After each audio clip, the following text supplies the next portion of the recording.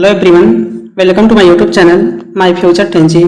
आज हम आप सभी के लिए बिहार शिक्षक भर्ती 4.0 इसके लिए साइंस के मोस्ट इंपॉर्टेंट क्वेश्चन लेकर के आए हैं। ये जितने भी क्वेश्चन हैं टोटल बिहार के किसी न किसी एग्जाम में पूछे गए क्वेश्चन हैं। इसके साथ साथ बीपीएससी TRE 1, TRE 2, TRE 3 और री एग्जाम और अभी क्वेश्चन इस सीरीज में करवाया जाएगा। और इसमें जो है कुछ क्वेश्चन ऐसे हैं जो आपके एग्जाम में डायरेक्ट पूछे जा सकते हैं। तो चलिए स्टार्ट करते हैं। देखिए यहाँ पे फर्स्ट क्वेश्चन है, पौधों में द्वितीयक वृद्धि के लिए उत्तरदायी उत्तक है। बताइए पौधों में द्वितीयक वृद्धि के लिए उत्तरदायी उत्तक कौन सा है। बताइए दारू है, बलकुट है, पोषवाह है या फिर एधा है। तो बताइए पौधों में द्वितीयक वृद्धि के लिए उत्तरदायी उत्तक कौन सा है।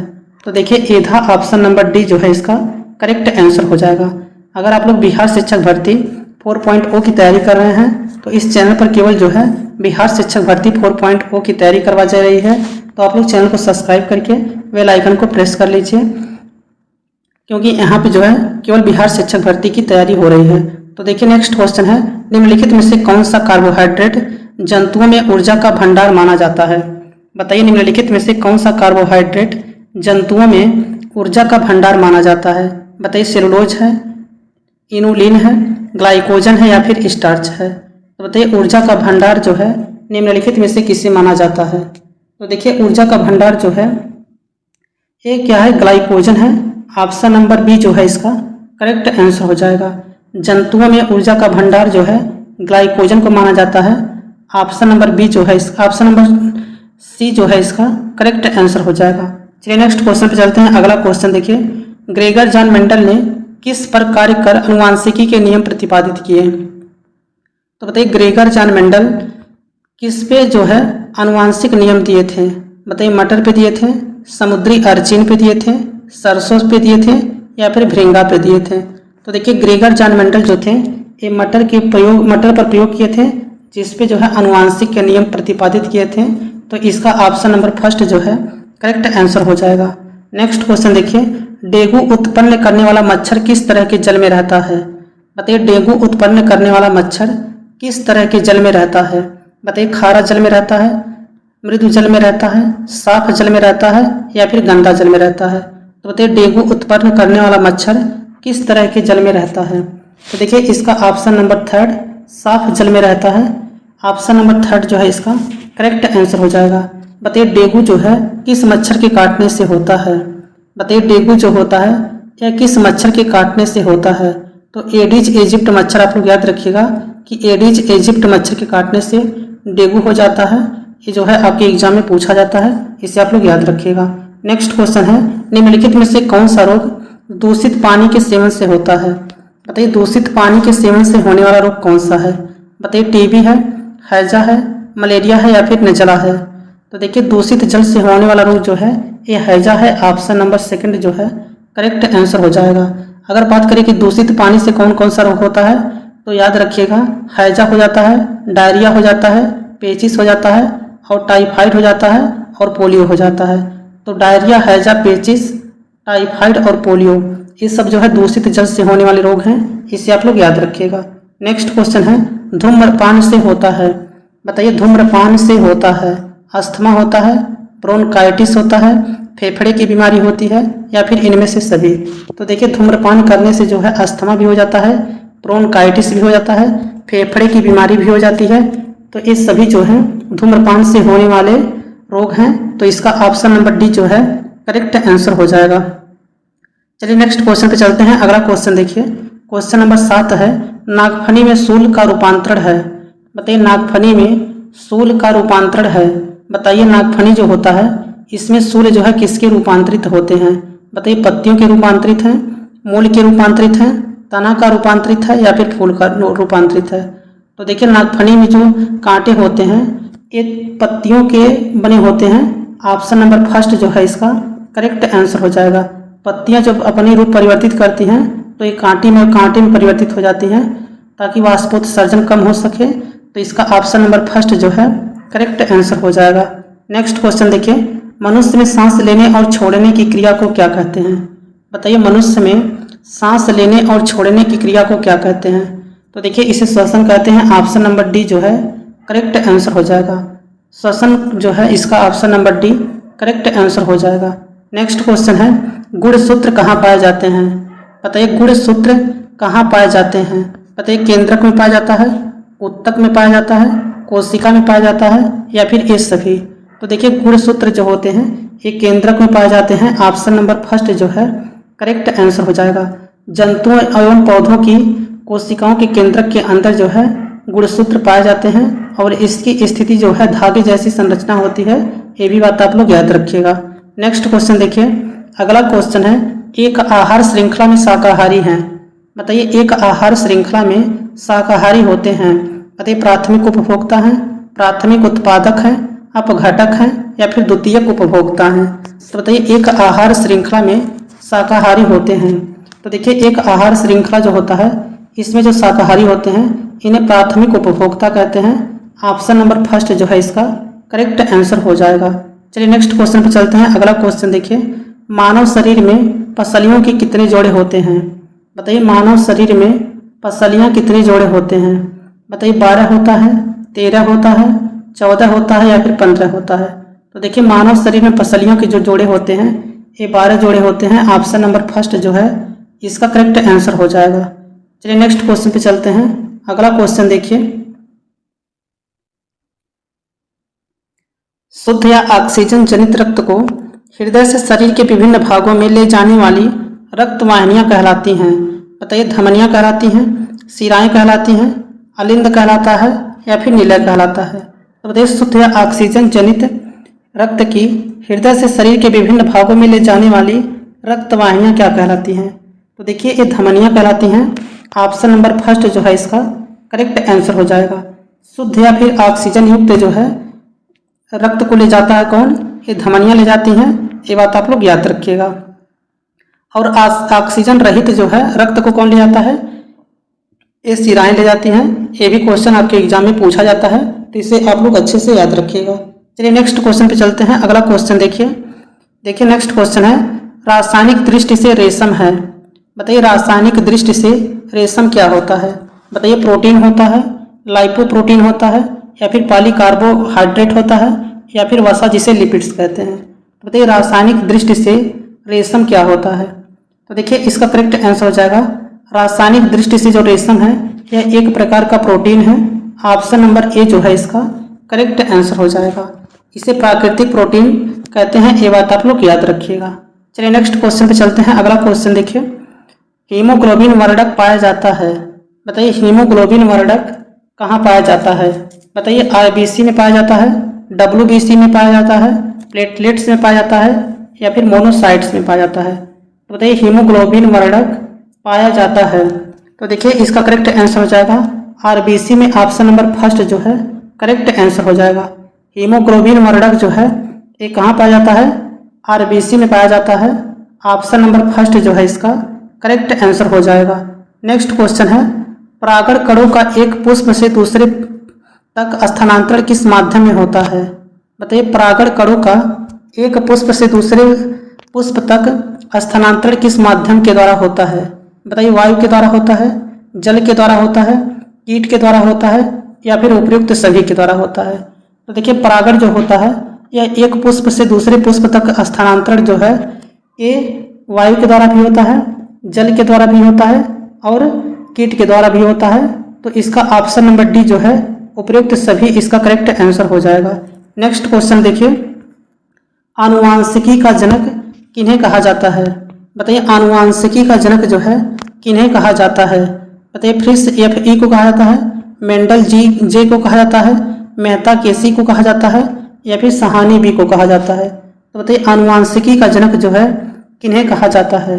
तो देखिए आनुवांशिकी का जनक जो है मेंडल को कहा जाता है। ऑप्शन नंबर सेकंड जो है इसका करेक्ट आंसर हो जाएगा। नेक्स्ट क्वेश्चन है असमतापी जंतु जिनका हृदय द्विकक्षी होता है।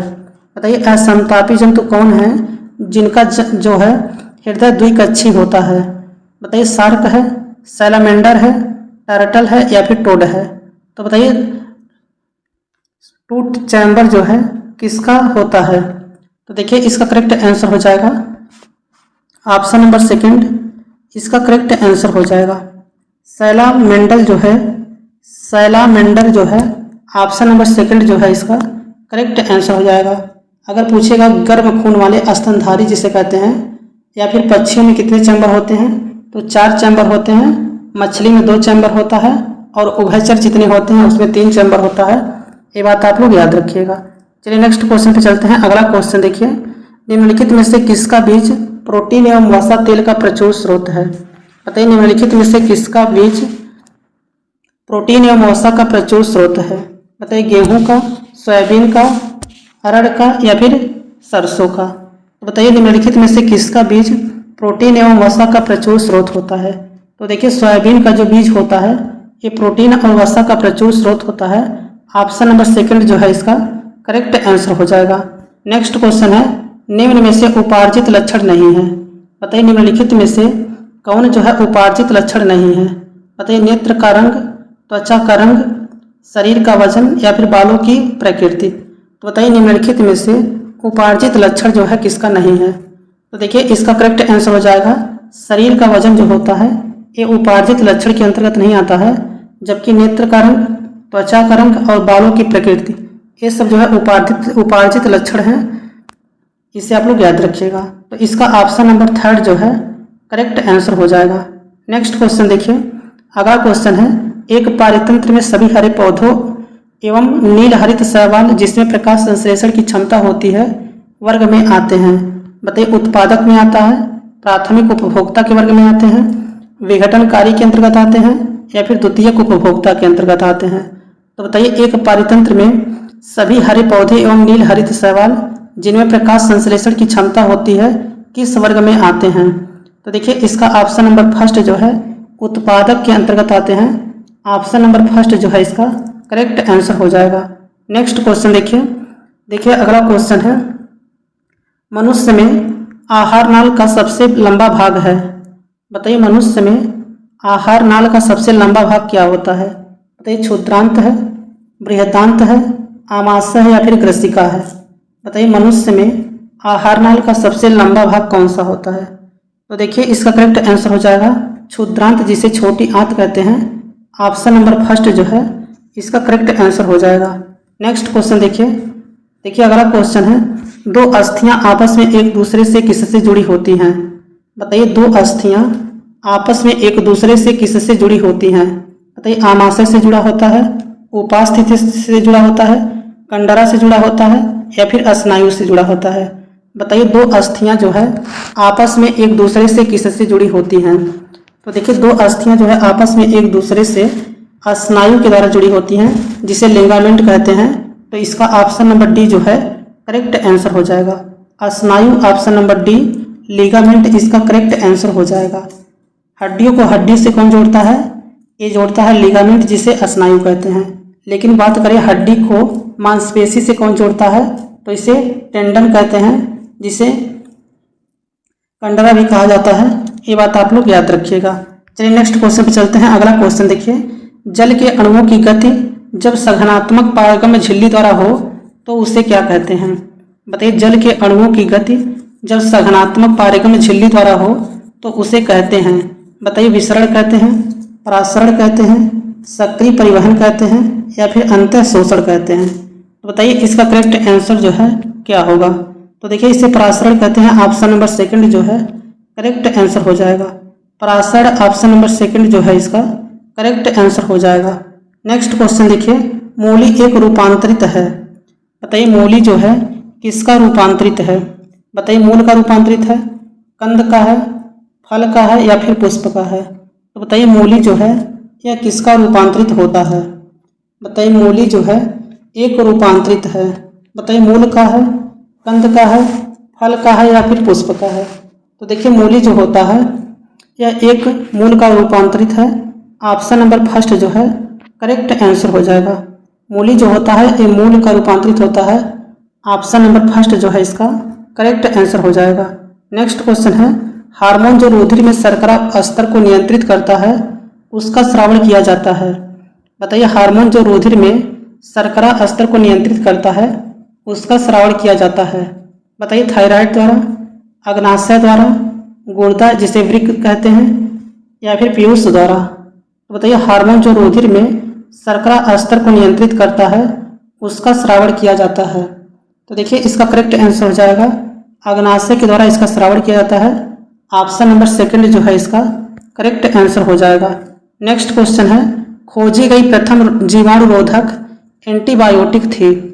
बताइए खोजी गई प्रथम जीवाणुरोधक एंटीबायोटिक क्या थी? बताइए पेनिसिलिन था, स्ट्रेप्टोमाइसिन है, टेट्रासाइक्लिन है या फिर नियोमायासिन है। तो बताइए खोजी गई प्रथम जीवाणुरोधक एंटीबायोटिक क्या थे? तो देखिए इसका करेक्ट आंसर हो जाएगा ऑप्शन नंबर फर्स्ट पेनिसिलिन, इसका करेक्ट आंसर हो जाएगा। चलिए नेक्स्ट क्वेश्चन पे चलते हैं। अगला क्वेश्चन देखिए, वायवीय श्वसन में ग्लूकोज के विखंडन से प्राप्त होता है। बताइए वायवीय श्वसन में ग्लूकोज के विखंडन से प्राप्त होता है।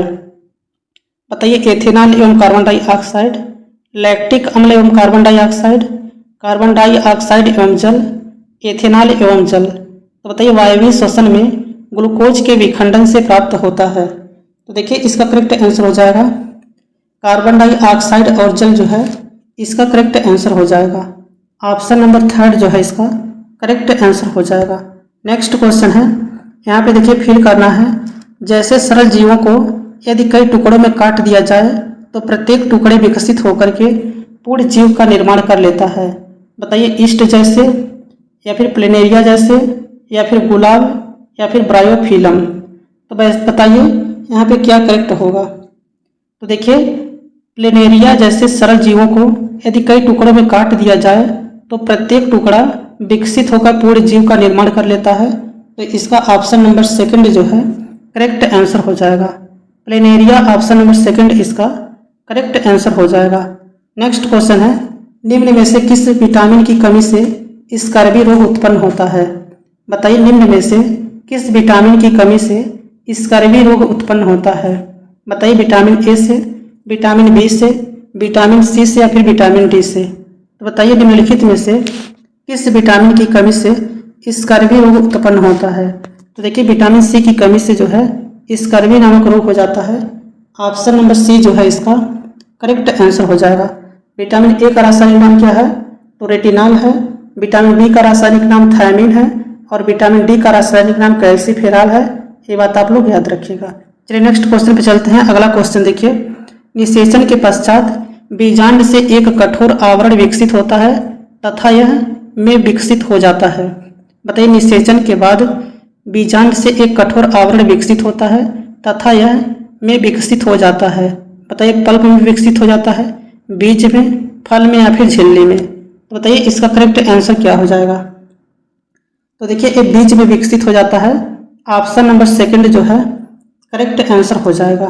चलिए नेक्स्ट क्वेश्चन पे चलते हैं। अगला क्वेश्चन देखिए, वह संयोजी उत्तक जो अस्थियों से मांसपेशियों को जोड़ता है।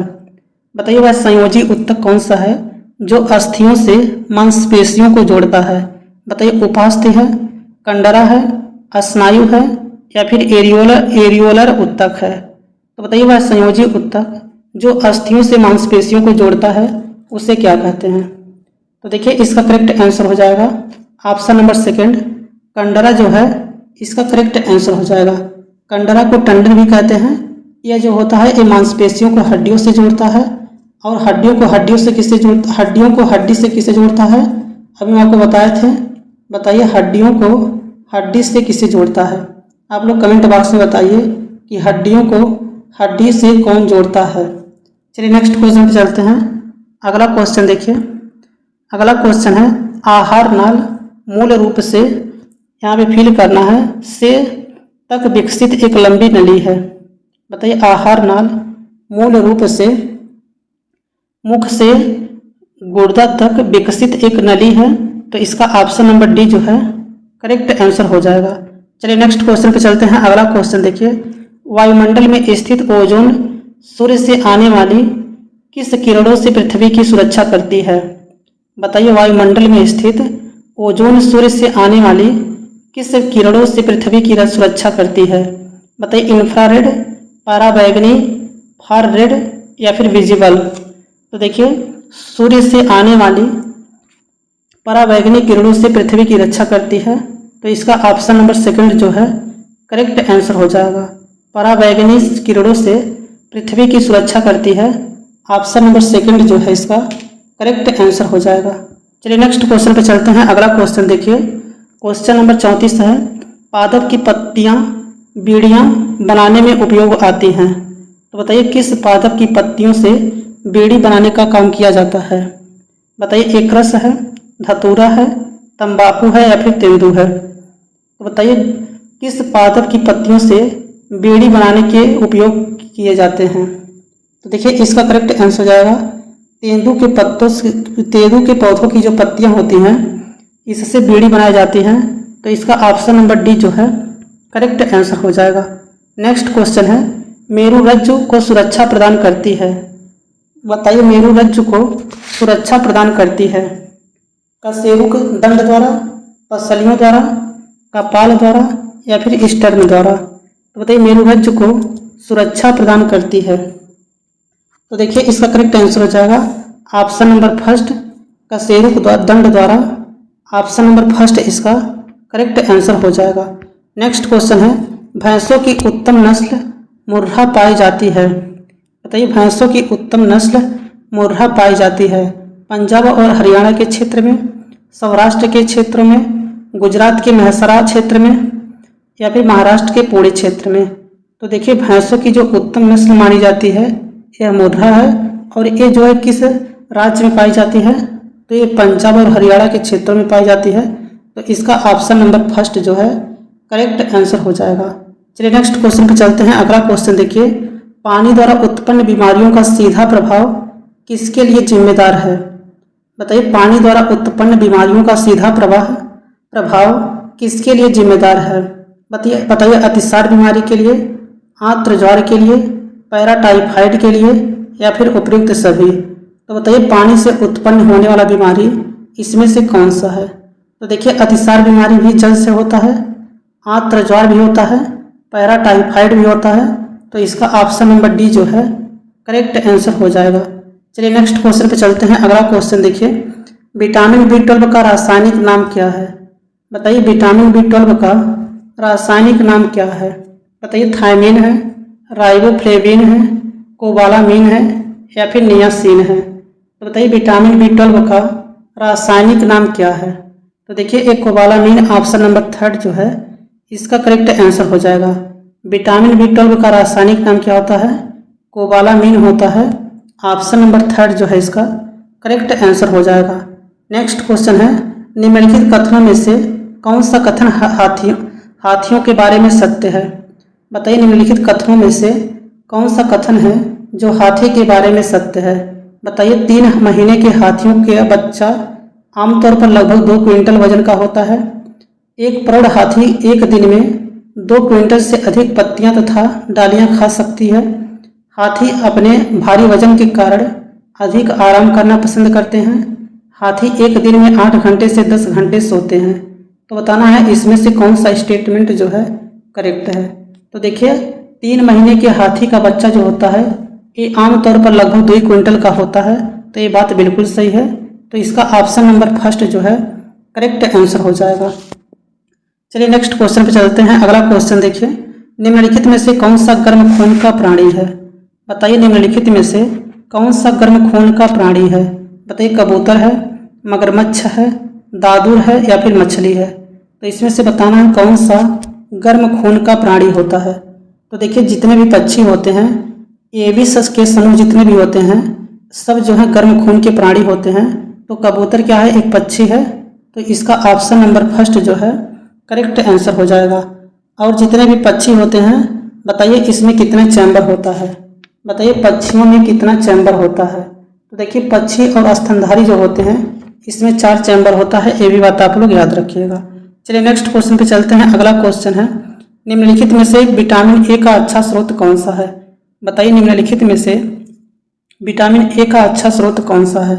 बताइए मछली का तेल है, चीनी है, केला है या फिर नारियल का तेल है। तो बताइए निम्नलिखित में से विटामिन ए का अच्छा स्रोत कौन सा है। तो देखिए विटामिन ए का सबसे अच्छा स्रोत जो है ये क्या होता है, ये मछली का तेल। ऑप्शन नंबर फर्स्ट जो है करेक्ट आंसर हो जाएगा। विटामिन ए का जो है अच्छा स्रोत किससे माना जाता है, तो मछली का तेल ऑप्शन नंबर फर्स्ट जो है इसका करेक्ट आंसर हो जाएगा। नेक्स्ट क्वेश्चन है, निम्नलिखित में से गोथे आटे के फूलने का कारण क्या है? बताइए, निम्नलिखित में से गोथे आटे के फूलने का क्या कारण है? बताइए, खमीर का बहुगुणित होना, वसा का पायसीकरण, कार्बन डाइऑक्साइड का उत्पादन, तेल का हाइड्रोजनीकरण। तो बताइए, निम्नलिखित में से गूथे आटे के फूलने का कारण क्या है? तो देखिए इसका option number third carbon dioxide का उत्पादन जो है इसका करेक्ट आंसर हो जाएगा। नेक्स्ट क्वेश्चन है, अगला क्वेश्चन, गर्मी के दिनों में दूध से दही जल्दी बनता है, इसका क्या कारण है? बताइए, गर्मी के दिनों में दूध से दही जो है जल्दी बनता है, इसका कारण क्या है?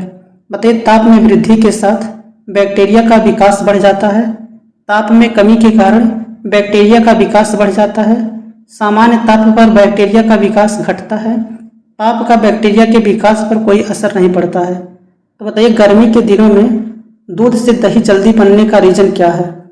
तो देखिए इसका करेक्ट आंसर हो जाएगा, ताप में जब वृद्धि होती है तो उसके साथ बैक्टीरिया का विकास जो है बढ़ जाता है, तो इसका ऑप्शन नंबर फर्स्ट जो है करेक्ट आंसर हो जाएगा।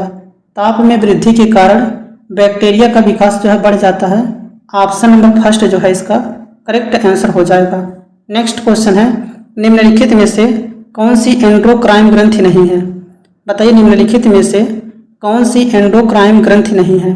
बताइए, एड्रीनल है, पिट्यूटरी, लैक्रीमल जिसे अश्व ग्रंथि कहते हैं, या फिर थायराइड। तो बताइए, एंडोक्राइन ग्रंथि निम्नलिखित में से कौन सा नहीं है? तो देखिए इसका करेक्ट आंसर है ऑप्शन नंबर थर्ड लैक्रीमल अश्व ग्रंथि जो है एंडोक्राइन ग्रंथि नहीं होती है, तो इसका ऑप्शन नंबर थर्ड जो है करेक्ट आंसर हो जाएगा। यह जो है बहिस्रावी ग्रंथि है, ये आप लोग याद रखिएगा। चलिए नेक्स्ट क्वेश्चन पर चलते हैं। अगला क्वेश्चन देखिए, रस संवेदी अभिग्राहक जानकारी देते हैं। बताइए, रस संवेदी अभिग्राहक जानकारी देते हैं। बताइए, प्रकाश की जानकारी देते हैं, स्वाद की जानकारी देते हैं, गंध की जानकारी देते हैं, या फिर स्पर्श की जानकारी देते हैं। बताइए, रस संवेदी अभिग्राहक जानकारी देते हैं। तो देखिए इसका करेक्ट आंसर हो जाएगा स्वाद की जानकारी देते हैं, ऑप्शन नंबर सेकंड जो है इसका करेक्ट आंसर हो जाएगा। नेक्स्ट क्वेश्चन है, मस्तिष्क जिम्मेदार है। बताइए, सोचने विचारने के लिए, हृदय की धड़कन को नियंत्रित करने के लिए, शरीर की संतुलन बनाए रखने के लिए, या फिर उपयुक्त सभी। तो बताइए, मस्तिष्क जो है किसके लिए जिम्मेदार होता है? तो देखिए इसका करेक्ट आंसर हो जाएगा मस्तिष्क जो है ये सोचने विचार करने के लिए भी जिम्मेदार है, हृदय की धड़कन को नियंत्रित करने के लिए भी जिम्मेदार है, शरीर का संतुलन बनाए रखने के लिए भी जिम्मेदार है। तो उपयुक्त सभी ऑप्शन नंबर डी जो है इसका करेक्ट आंसर हो जाएगा। नेक्स्ट क्वेश्चन देखिए, निम्नलिखित में से कौन सा एक अजैविक निम्नीकरणीय पदार्थ है? बताइए, निम्नलिखित में से कौन सा एक अजैव निम्नीकरणीय पदार्थ है? बताइए, डीडीटी है, खाद है, कागज या फिर सूती कपड़ा है। तो बताइए, निम्नलिखित में से कौन सा एक अजैव निम्नीकरणीय पदार्थ है? तो देखिए इसका करेक्ट आंसर है ऑप्शन नंबर फर्स्ट, इसका करेक्ट आंसर हो जाएगा। अजैव निम्नीकरणीय पदार्थ क्या होता है? डीडीटी इसमें जो है अजैव निम्नीकरणीय पदार्थ है, तो इसका ऑप्शन नंबर फर्स्ट जो है करेक्ट आंसर हो जाएगा। नेक्स्ट क्वेश्चन देखिए, कमरे में रखा हुआ गमले में लगा पौधा प्रकाश की दिशा में मुड़ जाता है, इस मुड़ने को क्या कहते हैं? बताइए, फोटोग्राफिज्म कहते हैं, फोटोनेक्स्टिज्म कहते हैं, या फिर फोटो पीरियोडिज्म कहते हैं, या फिर फोटो ट्रापिज्म कहते हैं। तो बताइए, कमरे में रखा हुआ गमले में लगा पौधा प्रकाश की दिशा में मुड़ जाता है, इस मुड़ने को क्या कहते हैं? तो देखिए इसका करेक्ट आंसर है ऑप्शन नंबर डी, फोटो ट्रापिज्म जो है इसका करेक्ट आंसर हो जाएगा। चलिए नेक्स्ट क्वेश्चन पे चलते हैं। अगला क्वेश्चन देखिए, निम्नलिखित में से कौन सा एक वनस्पति हार्मोन है? बताइए, निम्नलिखित में से कौन सा एक वनस्पति हार्मोन है? बताइए, इंसुलिन है, थायरॉक्सिन है, एस्ट्रोजन है, या फिर साइटोकाइनिन है। तो बताइए, निम्नलिखित में से कौन सा एक वनस्पति हार्मोन है?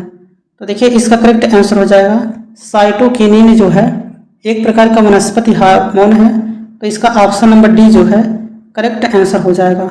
नेक्स्ट क्वेश्चन है, मिर्च में तीखापन निम्नलिखित में से किसके कारण होता है? बताइए, मिर्च में तीखापन निम्नलिखित में से किसके कारण होता है?